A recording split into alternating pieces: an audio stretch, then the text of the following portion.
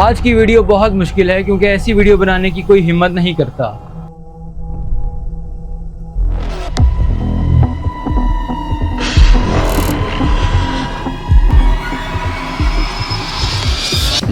صرف میں نے 2 مرتبہ کی ہے بس۔ اس ویڈیو کو بنانا ایک مشن تھا ہمارے لیے اور میں نے اس مشن کو پورا کیا۔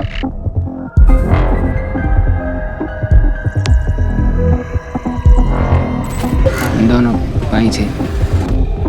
تو ویڈیو پوری دیکھنا اور میں پرسنلی ریپلائی کروں گا سب کو جو ڈیٹیلڈ انالیسس دیں گے اس ویڈیو پر۔ یہ ویڈیو مڈ پہنچنے تک آپ کے رونگٹے کھڑے کر دے گی اور آخر میں وہ سب کچھ بتاؤں گا جس سے ہم آنے والی زندگیاں سے بچا سکتے ہیں۔ اس لیے اس میں مجھے آپ کی مدد چاہیے۔ ہم دیسی کیسز اور ٹیکنیکس کو سمجھیں گے لیکن اس سے پہلے مجھے آپ کو امریکہ کا ایک کیس سمجھانا ہوگا۔ سال 2000 ورجینیا، امریکہ۔ یہاں ایک بندہ رہتا تھا جو اپنی زندگی میں ایک اچھا ٹیچر تھا، شادی شدہ تھا اور 2 بچوں کا باپ تھا۔ کولیگز رسپیکٹ کرتے تھے اور ایریا والے سلام کرتے تھے۔ کوئی کرمنل ریکارڈ نہیں تھا لیکن پھر اچانک کچھ بدلنا شروع ہوا۔ اس کے گھر میں کچھ بہت عجیب ملنا شروع ہوا جو پہلے کبھی نہیں تھا۔ اس کی بیوی نے اسٹیپ ڈاٹر کے ساتھ کچھ عجیب حرکتیں ہوتے ہوئے دیکھی اور پولیس کو بلوا لیا۔ کیس عدالت میں پہنچا اور جب اس کیس کی فائلز بنی تو اس بندے کو ایک نام دیا گیا Mr O F T. Mr O F T convict ہوا۔ کورٹ میں مسٹر او ایف ٹی مجرم ڈکلیئر ہوا۔ کورٹ نے ریہیبلیٹیشن پروگرام میں بھیجنے کا آرڈر دے دیا لیکن کچھ ہفتوں بعد ہی وہ اس پروگرام میں فیل ہو گیا اور اس نے خود کہا کہ وہ اپنے آپ کو روک نہیں پا رہا، تو اس سے اگلا قدم تھا کہ اب اس کو جیل بھیج دیا جائے۔ لیکن کورٹ سینٹینسنگ سے صرف 1 دن پہلے کچھ ایسا ہوا جس نے پوری کہانی کا رخ بدل دیا۔ مسٹر او ایف ٹی کا سر اتنا دکھا کہ وہ خود ہاسپٹل کی ایمرجنسی چلا گیا۔ ڈاکٹرز نے فوراً MRI کی اور جو سکین میں نظر آیا اس نے پورے کیس کو الٹا کر رکھ دیا۔ اس کے دماغ میں ایک ٹیومر تھا،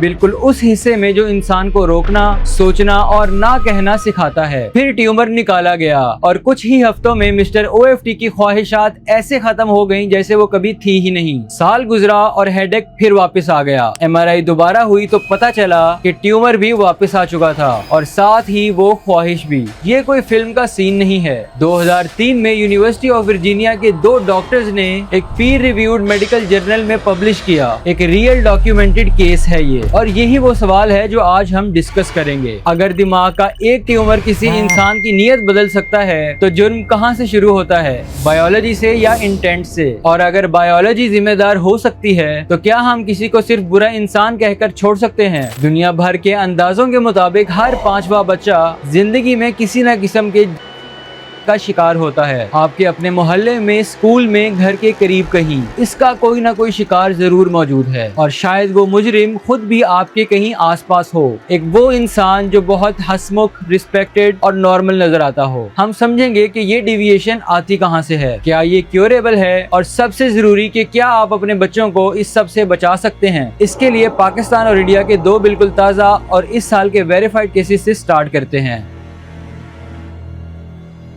مئی 2016 کراچی، ایک مدرسے میں پڑھانے والے قاری محمد انور کو سیشن کورٹ نے ڈبل 15 سال کی قید اور 20 لاکھ روپے جرمانہ سنا دیا، اور جرم تھا استحصال، جو اکثر رپورٹ ہی نہیں ہوتا۔ سزا ملنا تو بہت دور کی بات ہے۔ کہانی یہاں انٹرسٹنگ موڑ لیتی ہے جب ایک لڑکا کمپلینٹ لے کر سامنے آیا تو اس کا کیس ٹیلی ویژن پر کور ہوا۔ وہ خبر دیکھ کر ایک دوسرا لڑکا پہچان گیا کہ یہ وہی شخص ہے جس نے اس کے ساتھ بھی یہی حرکت کی تھی، اور پھر وہ بھی اپنی کہانی لے کر سامنے آ گیا۔ FIR رجسٹر ہونے کے پورے 1 سال کے بعد آخر کار مجرم کو اس کی سزا ملی۔ یہ کیس اکیلا نہیں ہے۔ 2023 کی سینسس کے مطابق پاکستان میں 36,000 سے زیادہ مدرسے ہیں جن میں 20 لاکھ سے زیادہ بچے زیر تعلیم ہیں، اور ان میں سے بہت سے رجسٹرڈ ہی نہیں ہیں۔ یہ صرف ایک کیس ہے جس کا میں آپ کو بتا رہا ہوں۔ اس کا تعلق تعلیم یا تعلیمی ادارے سے نہیں ہے بلکہ صرف اس انسان سے ہے جس نے یہ حرکت کی۔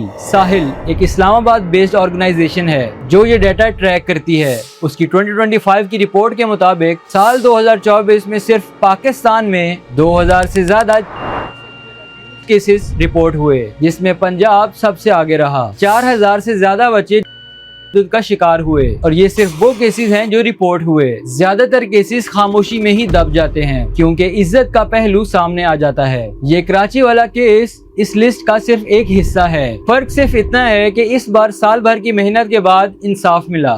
former junior engineer Ram Bhavan and his wife Durgavati have been sentenced to death. अब मैं आपको इंडिया का एक केस सुनाता हूँ जो पाकिस्तान वाले केस से भी ज्यादा खौफनाक है। उत्तर प्रदेश के बंदा जिला में एक POCSO कोर्ट ने 20 फरवरी 2026 को एक मियां बीवी राम भवन और दुर्गावती को मौत की सजा सुनाई। राम भवन सरकारी इरिगेशन डिपार्टमेंट में एक जूनियर इंजीनियर था। दिखने में तो वो एक रिस्पेक्टेड सरकारी नौकरी, एक आम सा घर और एक आम से मियां बीवी थे, लेकिन 2010 से 2020 तक पूरे 10 साल इस मियां बीवी ने बंदा और करीबी जिला चित्राकोट में कम से कम 33 छोटे लड़कों का किया, जिनमें कुछ विक्टिम सिर्फ 3 साल के थे। बच्चों को लुभाने के लिए वो पैसे, गिफ्ट्स और ऑनलाइन गेम्स का सहारा लेते थे और इस सब को रिकॉर्ड करके मटेरियल भी बनाते थे जो मोस्ट प्रोबेबली आगे सेल करते थे। सीबीआई ने अक्टूबर 2020 में इस केस की इन्वेस्टिगेशन शुरू की। इन्वेस्टिगेशन इतनी लंबी और पेचीदा थी कि चार्ज शीट फाइनल होने में महीने लग गए और चार्जेस फॉर्मली 2023 में फ्रेम हुए। आखिरकार 6 साल की कानूनी जिद्दोजहद के बाद कोर्ट ने इस जोड़े को कन्विक्टेड करार दिया। अदालत ने इस केस को रेयरेस्ट ऑफ रेयर यानी घिनौने से घिनौना जुर्म करार दिया। मौत की सजा के साथ साथ कोर्ट ने यूपी गवर्नमेंट को हुक्म दिया कि हर एक विक्टिम को 10 लाख रुपए कॉम्पेंसेशन दी जाए और मुजरिमों के घर से जब्त किया गया पैसा भी विक्टिम्स में बराबर तकसीम किया जाए। ये केस इसलिए नहीं खौफनाक कि ये 10 साल तक चलता रहा, ये इसलिए भी खौफनाक है कि मुजरिम कोई अजनबी नहीं थे, बल्कि वो लोग थे जो बच्चों के बिल्कुल आस पास ही मौजूद थे, जिन्होंने खिलौने और वीडियो गेम्स का सहारा लेकर एतमाद बनाया और फिर उसी ट्रस्ट का फायदा उठाया। कराची का वो मदरसा, बंदा का वो घर जहाँ 10 साल तक बचपन छीना जाता रहा। 2 मुख्तलिफ मुल्क, 2 मुख्तलिफ केसेस, लेकिन एक चीज दोनों में कॉमन है, दोनों जगह मुजरिम वो लोग थे जिन्हें बच्चों और बच्चों के माँ बाप ने अपना समझा। अब थोड़ा रुक कर समझते हैं, आखिर ये लोग ऐसी हरकतें करते क्यों हैं? क्या ये सिर्फ बुरा इंसान होने की बात है या इसके पीछे जहन की कोई गहरी वजह होती है? याद करो वो मिस्टर OFT जिसकी बात हमने शुरू में की थी, वो सिर्फ एक स्कैंडल नहीं है, वो एक दरवाजा है जो हमें इस पूरे केस की बुनियाद तक ले जाता है। हर इंसान के दिमाग में एक फिल्टर होता है, ये फिल्टर ऑटोमेटिकली डिसाइड करता है या कह सकते हैं कि आपको डिफरेंस बताता है कि ये मेरा पोटेंशियल पार्टनर है और ये सिर्फ एक बच्चा है जिसकी हिफाजत होनी चाहिए। हेल्दी दिमाग में ये 2 कैटेगरीज कभी मिक्स नहीं होती। साइकियाट्री की जुबान में जब किसी बड़े इंसान में ऐसे बच्चों के लिए मुसलसल पाई जाती है जो अभी प्यूबर्टी तक नहीं पहुंचे यानी प्री प्यूबर्टल बच्चे, तो इसे पेडोफिलिक डिसऑर्डर कहा जाता है जो अमेरिकन साइकियाट्रिक एसोसिएशन की DSM मैनुअल में क्लासिफाई है। 2 रिलेटेड लेकिन कम फॉर्मल टर्म्स भी हैं। हेबेफिलिया जो प्यूबर्टी की शुरुआत वाले तरफ कशिश को डिस्क्राइब करता है और एफेबोफिलिया जो ये दोनों ऑफिशियल डायग्नोसिस नहीं हैं। अब यहाँ एक अहम बात समझना जरूरी है, सिर्फ कशिश महसूस होना कोई क्राइम नहीं है। टोरंटो के centre for addiction and mental health में होने वाली रिसर्च जिसमें डॉक्टर जेम्स कैंटोर और उनकी टीम का काम शामिल है, बताती है कि ऐसे बहुत से लोग कशिश महसूस करते हैं लेकिन कभी किसी बच्चे को नुकसान नहीं पहुँचाते। वो खुद इससे परेशान होते हैं और मदद तलाश करते हैं, लेकिन इस्तेहसाल करने वाले सब लोग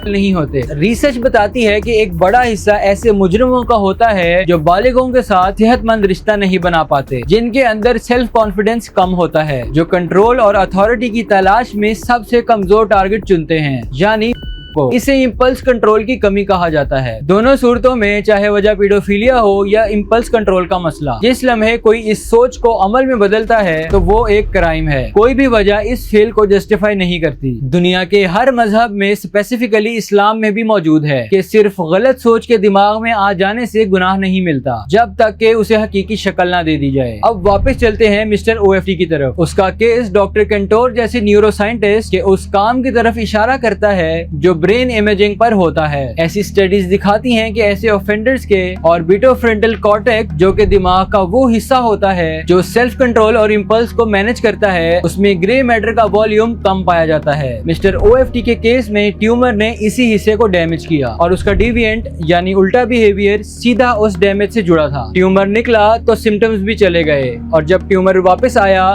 तो सिम्टम्स भी वापस आ गए। यहाँ एक बात समझना जरूरी है कि ऐसे ट्यूमर केसेस बहुत रेयरली मौजूद हैं और ज्यादातर पीडोफिलिया केसेस में कोई ऐसी सीधी वजह मौजूद नहीं होती जो MRI में साफ दिख जाए। कुछ रिसर्चेस बताती हैं कि ऐसे ऑफेंडर्स में IQ एवरेज लोगों से कम पाया जाता है, लेकिन ये फाइंडिंग कंट्रोवर्शियल है और किसी एक इंसान के बारे में डायग्नोस्टिक मार्कर नहीं बन सकती। यानी बात सिर्फ इतनी सी है कि ब्रेन डिफरेंसेस होना कभी भी जुर्म की माफी नहीं है और ये हमें सिर्फ ये समझाने में मदद देता है कि अर्ली इंटरवेंशंस और प्रिवेंशंस कितनी जरूरी हैं ताकि कोई नुकसान उठाने से पहले ही बच जाए। और यहाँ से आगे अब जो मैं बताने लगा हूँ वो जानना आपके लिए बहुत जरूरी है ताकि आने वाला मुआशरा हम बचा सकें। बायोलॉजी सिर्फ आधी कहानी है। कई क्रिमिनल केसेस और स्टडीज में एक पैटर्न नजर आता है। इमोशनल कोल्ड पेरेंट्स, घर में तशद्दुद, सेहतमंद रिश्तों की कमी और मुसलसल तन्हाई। यहाँ एक आम गलतफहमी भी है। लोगों का मानना है कि बचपन में जो खुद का शिकार हुआ वो बड़ा होकर खुद बन जाता है, मगर ये सच नहीं है। ज्यादातर लोग जिनका बचपन ट्रॉमेटिक था वो पेडोफाइल या मैनिएक नहीं बनते। बस इतना है कि अगर बायोलॉजिकल फैक्टर्स पहले से मौजूद हों तो बाहर का माहौल सिर्फ आखिरी कील बन सकता है। इस बात को याद रखना जरूरी है क्योंकि अगली दो कहानियां बिल्कुल इसी पैटर्न को दिखाती हैं। एनाटोली स्लिवको एक टूरिस्ट क्लब चलाता था जहां बच्चों के लिए एक्साइटिंग हाइक्स ऑर्गेनाइज होती थी। बहुत से पेरेंट्स अपने बच्चों को उसी पर ट्रस्ट करके भेजते थे क्योंकि वो उनको एक केयरिंग टीचर समझते थे। उसकी कहानी 1989 में मौत की सजा पर खत्म हुई, 7 के कत्ल के जुर्म में। स्लिवको का बचपन जंग के सालों में गुजरा, तशद्दुद और मौत को आंखों के सामने देखते हुए। एक रिपोर्ट के मुताबिक उसने छोटी उम्र में खुद एक एक्सीडेंट को देखा जिसमें एक लड़का खुद उसकी आंखों के सामने मर गया और ये सीन उसकी सोच में हमेशा के लिए कैद रह गया। इसे साइकोलॉजी में इम्प्रिंटिंग कहा जाता है, जब दिमाग एक बहुत अजीब लम्हे को मेमोरी में स्टोर कर लेता है और उसका रिएक्शन उसी लम्हे से बंधा रह जाता है, खास तौर पर जब दिमाग और साइकी पहले से ही कमजोर या डैमेज्ड हो। और दूसरा है एंड्रिच चिकातिलो। इसकी कहानी भी वॉर टॉर्न बचपन से स्टार्ट होती है, तशद्दुद और मौत जैसे बहुत से मंजर देखते हुए, स्कूल से लेकर घर तक एक आउटसाइडर की तरह बड़े होते हुए। उसके विक्टिम्स सिर्फ नहीं थे, हर कमजोर तबका उसके निशाने पर था क्योंकि वो कंट्रोल और पावर के जरिए अपनी वर्थलेसनेस को कंपनसेट करता था। आम लोगों की नजर में वो एक अच्छा स्कूल टीचर और फैमिली मैन समझा जाता था और इसी वजह से सालों तक सिस्टम ने यकीन ही नहीं किया कि ऐसा बंदा कुछ ऐसा खौफनाक भी कर सकता है। आखिर में उसे 52 से ज्यादा कत्लों में सजाए मौत दे दी गई। यहाँ एक अहम बात समझना जरूरी है, स्लिवको और चिकातिलो टिप ऑफ द आइसबर्ग हैं। ये केसेस इतने मूवी जैसे हैं कि इन पर डॉक्यूमेंट्रीज बन जाती हैं, लेकिन ज्यादातर लोग जिन्हें पेडोफिलिक अट्रैक्शन होती है सीरियल किलर नहीं बनते और ज्यादातर के खिलाफ जुर्म किसी हॉरर मूवी जैसे नहीं होते। हकीकत में सब कुछ बहुत खामोश होता है और ज्यादातर केसेस नजरअंदाज हो जाते हैं। अक्सर लोग सोचते हैं कि एक कोई अजनबी होता है, स्कूल के बाहर खड़ा कोई मशकूक इंसान, लेकिन कराची, बंदा जिला, मिस्टर OFT, एनाटोली और वीडियो की लेंथ की वजह से क्योंकि मैं बाकी मजीद केसेस बता नहीं सकता, ये सारे केसेस यही बताते हैं कि अक्सर मुजरिम वही होते हैं जो की जान पहचान में होते हैं, रिश्तेदार, टीचर, कोच या कोई ऐसा इंसान जो फैमिली का एतमाद जीत चुका होता है। इंस्टीट्यूशंस ऑफ ट्रस्ट जैसे स्कूल्स, शेल्टर्स या स्पोर्ट्स क्लब्स वगैरह, जहां बच्चों का ट्रस्ट आसानी से हासिल किया जा सकता है, वहां ये रिस्क ज्यादा होता है। और दूसरा गलत तस्वुर ये है कि सिर्फ मर्द ही ये सब कुछ करते हैं। बंदा का केस खुद इस बात की मिसाल है जहाँ एक औरत भी उतनी ही जिम्मेदार पाई गई जितना एक मर्द। खवातीन भी ऐसे जराइम में शामिल हो सकती हैं, लेकिन उनके इल्जामात अक्सर नजरअंदाज कर दिए जाते हैं। लेकिन मुआशरा औरत की देखभाल को फितरी समझता है और शक नहीं करता। सिर्फ पाकिस्तान और इंडिया नहीं, ये मसला पूरी दुनिया में मौजूद है। जिमी सेविल जो ब्रिटिश ब्रॉडकास्टिंग का एक बड़ा नाम था, उसकी मौत के बाद मालूम हुआ कि उसने सालों तक साल किया और BBC जैसी बड़ी इंस्टीट्यूशन ने उसे नजरअंदाज किया। जेफरी एप्स्टीन का केस, एक अमीर बिजनेसमैन जिसके ताल्लुकात दुनिया की बड़ी शख्सियतों के साथ थे, ये दिखाता है कि पैसा और पावर किसी को भी कानून से बालातर नहीं बनाती अगर सही तफ्तीश हो। कैथोलिक चर्चेज में भी सालों तक ऐसे केसेस सामने आए जहां इंस्टीट्यूशंस ने अपनी साख बचाने के लिए मुजरिमों को प्रोटेक्ट किया। ये सब केसेस चाहे कराची हो या बंदा एक ही बात सिखाते हैं, जब इंस्टीट्यूशंस अपनी इज्जत को बच्चों की हिफाजत से ज्यादा अहमियत देते हैं तो नुकसान हमेशा बच्चों का होता है। जो चीज अक्सर लोग नहीं समझते वो ये है अक्सर एक दिन में नहीं होता, इसे ग्रूमिंग कहा जाता है और ये कोई सीक्रेट रिचुअल नहीं होता बल्कि एतमाद का एक बहुत ही स्लो प्रोसेस है। एक एडल्ट बच्चे के आसपास का माहौल स्कैन करता है और सबसे बच्चे को ढूंढता है जिसे घर में तवज्जो नहीं मिलती या जो खुद को अकेला महसूस करता है। वक्त के साथ बाउंड्रीज आहिस्ता आहिस्ता कम हो जाती हैं। फिर मासूम बातों से उन चीजों की तरफ ले जाया जाता है जिन्हें बच्चे को नाम देना भी नहीं आता। पहले स्कूल, कॉलेज या घर जैसी जगहों की जरूरत होती थी। आज इंटरनेट ने ये ज्यादा खतरनाक और आसान बना दिया है। गेम्स, चैट्स और सोशल मीडिया में प्लेटफॉर्म्स बदल गए हैं लेकिन पैटर्न वही रहता है। इसकी खास बात यह है कि ये हमेशा सीक्रेसी पे खड़ा होता है। इसीलिए आपको अपने बच्चे का ट्रस्ट शुरू से गेन करना है ताकि जब भी कोई इंसान आपके बच्चे से कहे कि ये बात सिर्फ हमारे दरमियान रहनी चाहिए तो बच्चा ये बात आपसे डिस्कस कर सके। अब सबसे जरूरी हिस्सा कि हम अपने बच्चों को कैसे महफूज रख सकते हैं। कोई एक प्रोफाइल नहीं होती जो हर मुजरिम पे फिट हो, लेकिन कुछ पैटर्न्स हैं जो ध्यान देने के काबिल हैं। कोई भी बड़ा इंसान जो बच्चे के साथ वक्त गुजारने में ज्यादा इंटरेस्टेड हो, खास करके वो वक्त जो अकेले हो। फिर ऐसे लोग जो बच्चे को खास तोहफे देते हैं या उसे दूसरे बच्चों से ज्यादा तवज्जो देते हैं। तीसरा, कोई ऐसा इंसान जो बच्चे और पेरेंट के दरमियान सीक्रेसी को इनकरेज करे। चौथा, बच्चे के बिहेवियर में अचानक तब्दीली, खामोशी, किसी खास इंसान से मिलने से इनकार, नींद या खाने की आदतों में फर्क। अगर इनमें से कोई भी चीज कभी महसूस हो तो उसे कभी भी नजरअंदाज ना करें। बच्चे की बात सुने, उसे ये यकीन दिलाएं कि वो किसी भी वक्त आपसे कोई भी बात शेयर कर सकता है बिना किसी डर के। सबसे जरूरी चीज कि अपने बच्चों को ये सिखाएं कि बैड टच क्या होता है। और अगर कोई भी बड़ा इंसान, चाहे वो कोई भी हो, रिश्तेदार हो या जान पहचान वाला, उन्हें बैड टच महसूस करवाए तो उन्हें ना कहने का हक है और वो हमेशा आपको बता सकते हैं बिना किसी सजा के या डर के।